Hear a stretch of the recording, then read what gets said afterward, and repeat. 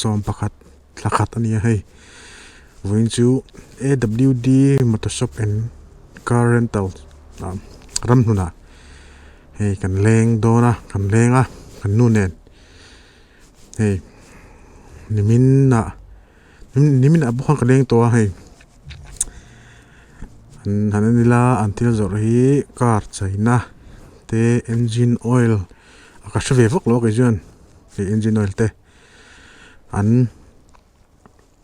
zuar tuwa hei nimin kan engine oil hamin pe a hei tunami ang hi Petronas Sprinter ti ania 10WD40 ania hi mani kan tilang version siu nge zare samsari panga nia engine oil man taupol chapol ani hei bike okati ando neitupa bike hi an tilang version siu nge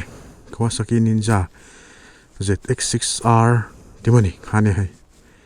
pui khop mai kan la test drive tur ngai la hei moi ani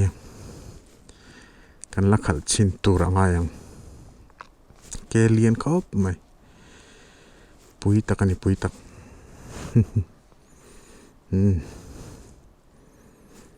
display thei moi ni atlaka mokalo te lo thlak lo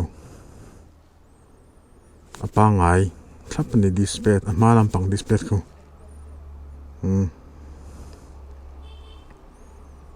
hey mo hanen chiang la kir de chap mai chuan hena ma hian elo ngeniang ufarte car tape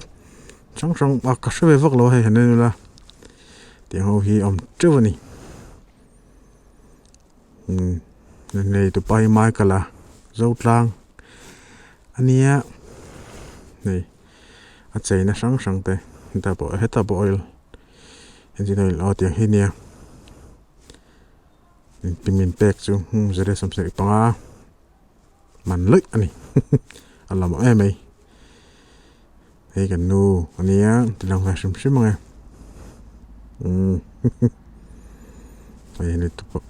neitupa helmet này tôi lang zoi kha so neitupa chu